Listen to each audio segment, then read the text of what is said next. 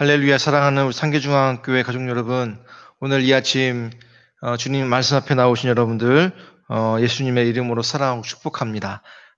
명절임에도 불구하고 코로나19로 인해서 많이 어수선하지만 오늘 역시도 하나님이 주시는 은혜와 하나님이 주시는 능력을 힘입어서 승리하시는 우리 모두 되어주시길 부탁을 드리겠습니다. 오늘 우리에게 주시는 말씀은 고린도 후서 5장 1절부터 10절까지 있는 말씀입니다. 고린도 후서 5장 1절부터 10절까지 있는 말씀 제가 봉독해 드립니다. 만일 땅에 있는 우리의 장막집이 무너지면 하나님께서 지으신 집 곧 손으로 지으신 것이 아니요 하늘에 있는 영원한 집이 우리에게 있는 줄 아느니라. 참으로 우리가 여기 있어 탄식하며 하늘로부터 오는 우리 처소로 덧입기를 간절히 사모하노라. 이렇게 입음은 우리가 벗은 자들로 발견되지 아니하리 함이라. 참으로 이 장막에 있는 우리가 짐진 것 같이 탄식하는 것은 복고자 함이 아니요 오히려 덧입고자 함이니 죽을 것이 생명에 삼킨 바 되게 하려 함이라. 곧 이것을 우리에게 이루게 하시고 보증으로 성령을 우리에게 주신 이는 하나님이시니라. 그러므로 우리가 항상 담대하여 몸으로 있을 때에는 주와 따로 있는 줄을 아노니 이는 우리가 믿음으로 행하고 보는 것으로 행하지 아니함이로다. 우리가 담대하여 원하는 바는 차라리 몸을 떠나 주와 함께 있는 그것이라. 그런즉 우리는 몸으로 있든지 떠나든지 주를 기쁘시게 하는 자가 되기를 힘쓰노라. 이는 우리가 다 반드시 그리스도의 심판대 앞에 나타나게 되어 각각 선악간에 그 몸으로 행한 것을 따라 받으려 함이라. 아멘. 사도 바울은 계속해서 자신의 사도의 직분, 또한 사도로서의 자신을 변론하고 있습니다. 증명하고 있는 거죠. 계속 말씀드렸지만 사도 바울이 계속해서 자신의 사도권을 인정하고 그 설명하는 이유가 뭐냐면 그 사도 바울이 전한 그리스도의 복음이 흔들릴 수도 있기 때문에 그렇습니다. 사도권이 인정받지 못하면 바울이 전한 복음 역시도 신뢰성을 잃게 되기 때문에 그 힘을 내서 사도 바울이 자신의 사도권과 또한 그가 어떻게 사역을 감당하고 있는지에 대한 부분들을 아주 자세하게 말씀을 나누고 있습니다. 사도 바울은 사도의 사명을 감당하는 것이 이 땅에 소망을 두지 않고 하나님 나라 천국의 소망을 두고 감당하고 있음을 계속 말하고 있어요.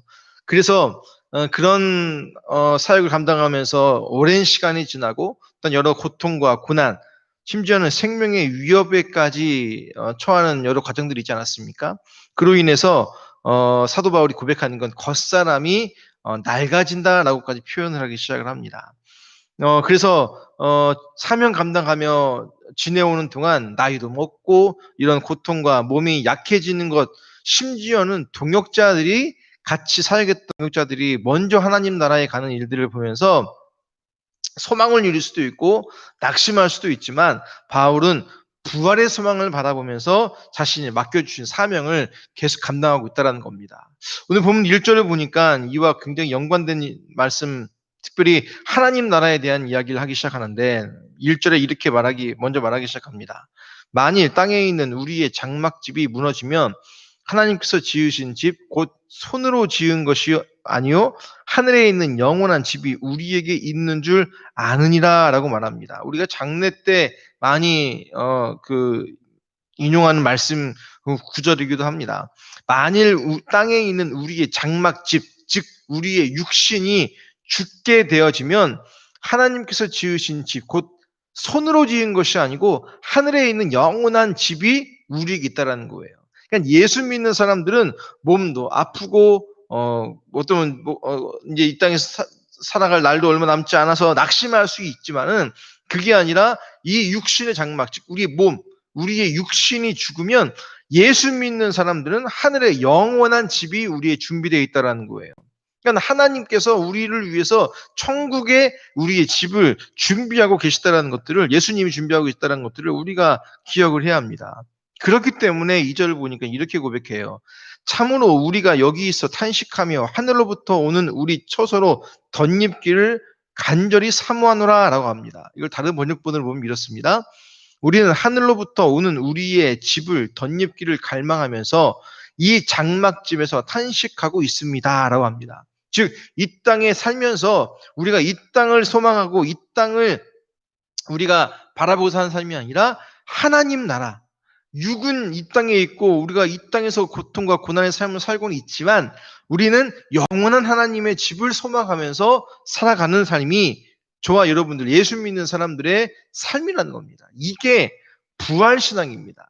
예수 믿는 사람들에게 있어서 굉장히 중요한 하나님 나라를 믿고 하나님 나라를 사모하며 사는 것. 이 땅에 정을 두고 사는 삶이 아니라 하나님 나라를 사모하는 삶. 고통과 어려움과 절망과 낙심과 그런 가운데에도 하나님 나라를 사모하는 것. 주님 오시면 주님이 우리를 살리시고 하나님 나라 우리를 다시 살리게 하시고 하나님 나라를 소유하게 하시는 그 믿음. 그게 예수 믿는 사람들이 믿고 기다리는 거라는 거예요. 이게 얼마나 중요한 건지 모릅니다. 중요한 것은 또 5절에 이렇게 말씀하십니다. 이 믿음을 주시는 분이 누구냐라는 거예요. 여러분들 이런 그 천국의 소망 또 죽었다가 다시 살아난 부활신앙 이런 것들이요. 사람이 뭐 학문적으로나 지식적으로 전한다고 해서 알아먹는 게 절대 아니지 않습니까? 그렇다면 이것은 누가 주는 거냐면 5절을 보니까 이렇게 기록합니다. 곧 이것을 우리에게 이루게 하시고 보증으로 성령을 우리에게 주시는 이는 하나님이시니라. 아멘. 다른 번역본을 보면 이렇습니다. 이런 일을 우리에게 이루어 주시고 그 보증으로 성령을 우리에게 주신 분은 하나님이십니다라는 거예요. 즉 부활 또한 천국에 입성하는 것, 이것은 누가 우리에게 이루어 주시는 거냐면 하나님이 우리를 이끌어 주시는 거예요. 하나님을 이끌어 주시고 그걸 증거로 증거로 어떻게 하셨냐면 성령을 우리에게 보내주셨다는 거예요. 성령이 우리 안에 있기 때문에 우리에게 천국이 믿어지는 거고 성령님이 계시기 때문에 우리가 이 땅에서의 고통과 고난을 이길 수 있는 힘을 주신다라는 거예요. 그러니까 성령께서 우리 안에 계시지 않으면 하나님 나라가 뭐고 예수님이 뭐고 구원이 뭐고 천국과 지옥이 있는지 없는지도 모르겠고 이런 것들을 묻지하게 됩니다. 하지만 성령께서 우리 가운데에 내주하고 계시면 그런 모든 것들이 믿어지더라는 거예요. 아니 우리 자녀들이 아직은 9살, 6살, 4살 아닙니까? 근데 그 4살 먹은 정말 앞지도 모르고 논리적으로 알지도 못하는 아이도요. 성령께서 그 안에 계시고 예수님이 그 가운데 지혜를 주시면 하나님이 믿어지고 예수님이 믿어지고 천국이 믿어진다는 거예요. 그걸 여러분들 믿어라. 믿어야 한다. 이렇게 막 세뇌해가지고 될 것이 아니지 않습니까? 근데 그 조그만 아이들도 성령께서 그 마음을 감동하시면 그 가운데에 하나님 나라를 믿게 하고 예수님을 믿게 하는 마음이 생기더라는 거예요. 오늘 본문 육신의 장막이 무너지면 하나님 나라 준비하신 그 땅, 천국에 들어간다는 그것은 사람이 주는 마음이 아니라 성령께서 우리에게 감동을 주시고 가르쳐 주는 것임을 우리는 분명히 기록해야 한다는 거예요. 누가복음 8장을 보면 이런 말씀이 있습니다. 이르시되 하나님 나라의 비밀을 아는 것이 너희에게는 허락되었으나 다른 사람에게는 비유로 하나니 이는 그들로 보아도 보지 못하고 들어도 깨닫지 못하게 하려 함이라 라고 말씀하십니다. 이게 그렇지 않습니까? 예수님이 천국 비유를 하시면서 돌짝밭, 가시밭, 길가, 옥토 이 4가지 밭에 씨앗을 뿌리는 그 비유를 말씀하시면서 제자들이 물어보는 거예요. 예수님 이게 무슨 비유입니까? 라고 물어보니까 예수님이 제자들에게 하신 말씀이 이거예요. 이걸 다른 번역본으로 한번 다시 한번 읽어드리겠습니다. 예수께서 대답하셨다. 너희에게는 하나님 나라의 비밀을 아는 것을 허락해 주셨다. 그러나 다른 사람들에게는 비유로 말했으니 그것은 그들이 보아도 보지 못하고 들어도 깨닫지 못하게 하려는 것이다 라는 거예요.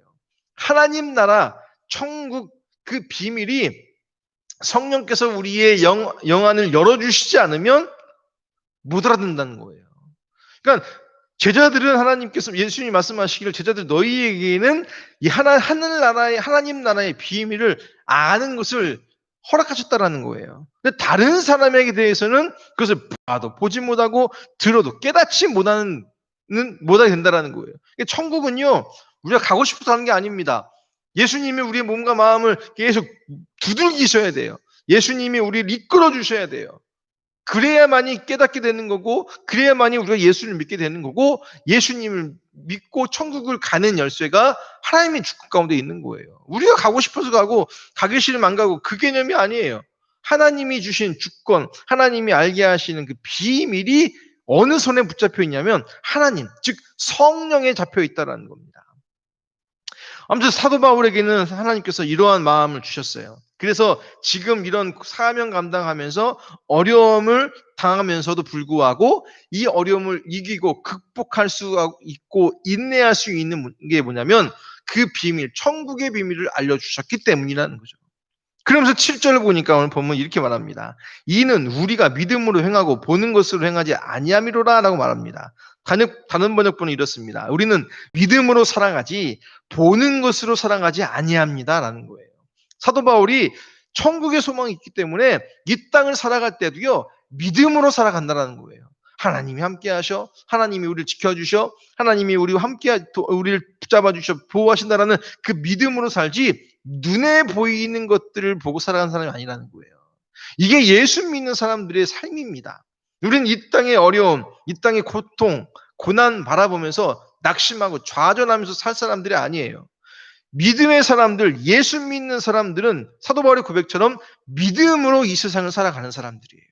그러니까 그래, 말씀대로 살아가면 하나님이 복 주시지, 말씀대로 순종하면 하나님이 우리 가운데 길을 열어주시지, 말씀대로 우리가 순종하면 하나님이 우리의 기도와 우리의 필요를 채워주시지 라고 하는 믿음으로 사는 것이지, 아이고 이것은 이러니까 안 돼, 저건 저러니까 불가능해, 아이고 이제 소망이 없어 라고 살아가는 것이 믿음의 사람들의 삶이 아니라는 거예요. 우리 상계중앙교회 온 가족들은 믿음으로 승리하시는 한 날 되어주시기 부탁드리겠습니다. 지금의 현상들은 힘들고 어둡고 소망 없어 보이지만 말씀 안에 들어오고 하나님을 붙잡으면은 그게 큰 소망입니다. 그게 가장 큰 힘이에요. 그 믿음으로 살아가시길 부탁드리겠습니다. 그러면서 마지막에 이제 9절과 10절에 뭐라고 또 사도 바울이 고백하냐면 이렇게 고백합니다.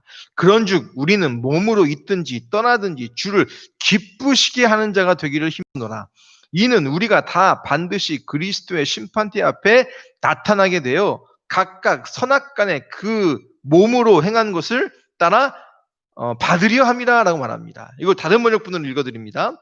그러므로 우리가 몸 안에 머물러 있든지 몸을 떠나서 있든지 즉 살든지 죽든지 간에 우리가 바라는 것은 주님을 기쁘시게 하는 사람이 되는 거라는 거예요. 살든지 죽든지 우리의 가장 큰 인생의 목적이 뭐냐면 하나님을 기쁘시게 하는 거라는 겁니다. 10절에 또 다른 번역본이 이렇게 말하죠. 우리는 모두 그리스도의 심판대 앞에 나타나야 합니다. 그리하여 각 사람은 선한 일이든지 악한 일이든지 몸으로 행한 모든 일에 따라 마땅한 보응을 받아야 합니다라는 겁니다. 이게 무슨 말이냐면 우리는 주님의 십자가 심판대 앞에 설 때에 우리가 이 땅에 생각했던 모든 행동, 삶의 행위에 따라서 심판받을 거라는 거예요. 말씀대로 순종한 삶을 살았는지 불순종했는지 하나님의 뜻대로 순종했는지 여기에 따라서 우리의 상급과 더불어서 우리가 보응을 받게 될 거라는 거예요. 즉 우리가 사도 바울은 이렇기 때문에 그가 죽든지 살든지 하나님의 기쁨이 되기를 위해 살아간다라고 고백하고 있다는 거예요. 고난이 있어도 낙심이 있어도 또 심지어는 생명의 위협이 있을지라도 하나님을 기쁘시게 하기 위함인 거예요. 왜요? 하나님 편에 하나님 앞에 서서 심판대 앞에 섰을 때에 내가 심판받고 버려질까 두려운 마음이 있었던 거예요. 우리의 삶이 저와 여러분들의 이 땅에서의 삶이 이랬으면 좋겠습니다. 하나님을 기뻐하는 하나님을 기쁘시게 하는 삶, 하나님이 마음을 시원하게 하는 삶을 살아가시는 우리 모두 되었으면 좋겠습니다. 우리 이 땅에서 힘들고 어렵습니다. 맞아요. 쉬운 일 없어요. 하지만 우리는 이 땅에서 소망 없는 자처럼 죽어갈 사람들이 아니라 하나님 나라를 바라보고 하나님이 우리의 고통과 고난을 심판대 앞에서 갚아주시는 분이심을 믿으시고 오늘 한 날도 양보하시고 오늘 한 날도 용서하시는 한 날 되어주시기 부탁드리겠습니다. 명절이기 때문에 하지만 코로나로 인해서 많은 가족들이 못 모였을 수도 있습니다. 모인 분들이 있다면 그 자녀분들에게 가족들에게 좀 더 섬기는 모습으로 손해 보더라도 섬기는 모습으로 그들을 섬겨 주십시오. 그러면 하나님이 이거 다 기억하시고 갚아 주십니다. 오늘 한 날 살아가시면서 천국을 소망하시고, 그래요. 우리에게는 이 땅에서 조금 덜 먹고 손해 보더라도 하나님이 우리 가운데에 천국을 약속하셨고, 또한 우리 가운데 수많은 축복들을 약속하셨으니까 그 약속 바라보고 그 약속 붙잡으면서 오늘의 한 날을 양보하시고 섬기시는 한 날 되어지시길 주님의 이름으로 축복합니다. 오늘 한 날도 추석을 맞이해서 기쁨과 또한 위로가 되어지는 한 날 되어지시길 예수님의 이름으로 축원합니다. 아멘. 기도하겠습니다. 하나님, 오늘 우리에게 귀한 말씀 주셔서 감사합니다. 우리는 이 땅에 소망을 두고 사는 삶이 아니라 하나님 나라를 바라보고 사는 사람들입니다. 힘들고 어려워도 손해보고 낙심되는 삶을 살지라도 우리가 아주 넘어지지 않는 이유는 그 천국의 소망이 우리 마음 가운데 있기 때문에 그렇습니다. 하나님, 천국을 소유한 사람답게 살아가는 한 날 되게 하여 주시옵소서. 그리하여 나 때문에 예수님의 향기를 맡게 해주시고 믿지 않은 자들이 나 때문에 구원받는 축복의 은혜들이 넘치는 복된 한 날 되게 하여 주시옵소서. 감사드리며 예수님의 이름으로 기도했습니다.